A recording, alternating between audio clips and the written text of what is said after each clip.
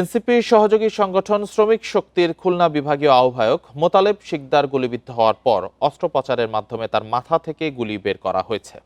এ বিষয়ে আরও জানাতে খুলনা থেকে যোগ দিয়েছেন সহকর্মী অভিজিৎ পাল। অভিজিৎ পাল, মোতালেব শিকদার তো এখন শঙ্কামুক্ত রয়েছে বলে জানিয়েছেন চিকিৎসকরা। তার এখন শারীরিক পরিস্থিতি কি এবং যে নারীকে আটক করা হয়েছে তার সংশ্লিষ্টতা কি, কারা তাকে গুলি করলো, কি জানা গেছে এখন পর্যন্ত, কি তথ্য আছে আপনার কাছে? আগে যদি আপনাকে মোতালেব শিকদারের শরীরের অবস্থা বলতে হয় তাহলে গতকালকে চিকিৎসক ডাক্তার জানিয়েছেন যে তিনি শঙ্কামুক্ত আছেন। তার মাথার পাশ দিয়ে ছিঁড়ে গুলিটি বেরিয়ে গেছে। রেইনবো অলরাউন্ডার এক্সটেরিয়র পে বাড়ির বাহিরের দেয়ালের সুরক্ষা নিয়ে থাকুন নিশ্চিন্ত, সাথে পাচ্ছেন 10 বছরের ওয়ারেন্টি।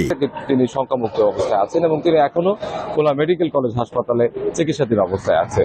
আরেকটি বিষয় হচ্ছে যে এই ঘটনায় এখন পর্যন্ত কোনো মামলা হয়নি, মামলার প্রস্তুতি চলছে। আমরা কিছুক্ষণ আগে সোনাডাঙ্গা মডেল থানা যে থানার আন্ডারে আসলে এরিয়াতে আসলে এই ঘটনাটি ঘটেছে সেই থানার ভারপ্রাপ্ত কর্মকর্তার সঙ্গে কথা বলেছি। তিনি আমাদেরকে জানিয়েছেন যে এখনো মামলা হয়নি, পরিবারের পক্ষ থেকে মামলা করার কথা বলা হয়েছে, কিন্তু এখন পর্যন্ত কেউ মামলা করতে আসেনি। যদি কেউ মামলা করতে আসেন তারা সেই অভিযোগ নেবেন। আর গতকাল রাতে এই ঘটনায় একজনকে আটক করা হয়েছে, তার নাম হচ্ছেন তানিমা তন্নি এবং তিনি হচ্ছেন যুব শক্তির একজন নারী নেত্রী।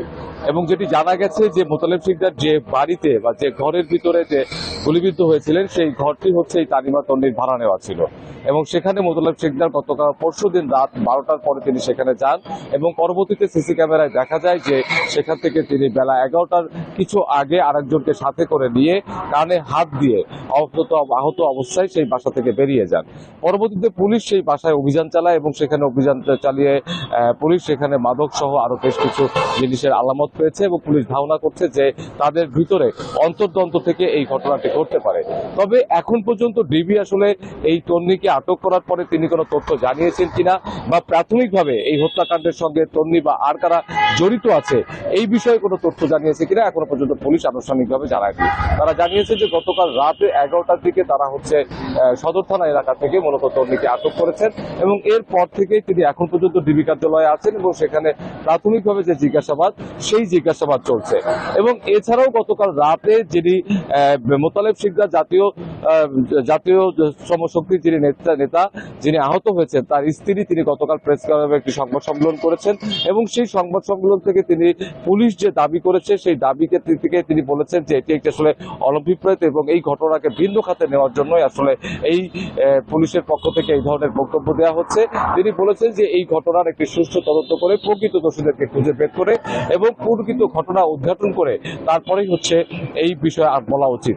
আর এই বিষয়ে জাতীয় যুব শক্তির কেন্দ্রীয় যুগ্ম সদস্য সচিব দপ্তর তিনি রহমতুল্লাহ রবিন নিহাল তিনি স্বাক্ষরিত একটি সংবাদ বিজ্ঞপ্তি গতকালকে আমাদের কাছে এসেছে এবং সেখানে বলেছেন যে তারা মোতালেব শিকদারের বিষয়ে তারা একটি তদন্ত কমিটি করবেন এবং সেই তদন্ত কমিটির তদন্তে যদি মোতালেব শিকদারের বিরুদ্ধে কোনো ধরনের অনৈতিক কর্মকাণ্ডের কার্যকলাপের যদি তথ্য পাওয়া যায় তাহলে তারা সেই মোতালেব শিকদারের বিরুদ্ধে ব্যবস্থা নেবে। তবে তারা পুলিশের এই বক্তব্যকে প্রত্যাখ্যান করছেন। তারা বলছেন যে জাতীয় নিরাপত্তা এবং এছাড়াও সামাজিক কারণে পুলিশ যে বক্তব্য দিচ্ছে এটি দায়সারা বক্তব্য। তিনি বলেছেন যে পুলিশ সুষ্ঠু তদন্ত করে তারা দোষীদের বিরুদ্ধে ব্যবস্থা নেবেন, সেই আহ্বানও কিন্তু এই প্রেস বিজ্ঞপ্তির মাধ্যমে জানানো হয়েছে। তবে এখন পর্যন্ত মোতালেব শিকদারের এই ঘটনা মূল রহস্য এখন আনুষ্ঠানিকভাবে পুলিশ উদ্ঘাটন করতে পারেনি। কালকে প্রাথমিকভাবে উপপুলিশ কমিশনার তাজুল ইসলাম তিনি বলেছেন যে তারা সেই বাড়িতে অভিযান চালিয়েছেন এবং সেই বাড়িতে অভিযান চালিয়ে তারা কিছু আলামত সংগ্রহ করেছেন এবং সেখান থেকে একটি গুলির খোসাও তারা উদ্ধার করেছেন। তবে মোতালেব শিকদারের পরিবারের পক্ষ থেকে বলা হয়েছে যে মোতালেব শিকদার একটি চার দোকানে চা খাচ্ছিলেন গতকালকে এবং তারপরে সেখানে দুর্বৃত্তরা এসে তাকে একটি গলির ভিতরে নিয়ে যায়।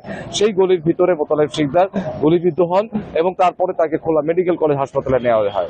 তবে পুলিশের পক্ষ থেকে বলা হয়েছে যে তারা সিসি ক্যামেরা থেকে দেখেছেন যে মোতালেব শিকদার তন্নির বাসায় ছিলেন রাতে এবং দুপুরের দিকে তাকে তন্নির বাসা থেকে আহত অবস্থায় বের হয়ে যেতে দেখা গেছে এবং তারপরে তন্নির বাড়িতে অভিযান চালিয়ে অবশ্য তারা তখন সেখানে কাউকে পাওয়া যায়নি।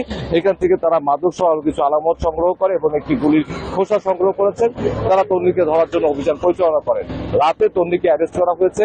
তবে তন্নি এখন পর্যন্ত আসলে পুলিশকে কি তথ্য দিয়েছে বা এই হত্যাকাণ্ডের সঙ্গে তার কতটুকু সম্পৃক্ততা রয়েছে সেই বিষয়ে এখন পর্যন্ত পুলিশ আনুষ্ঠানিকভাবে কোনো কিছু জানাতে পারেনি।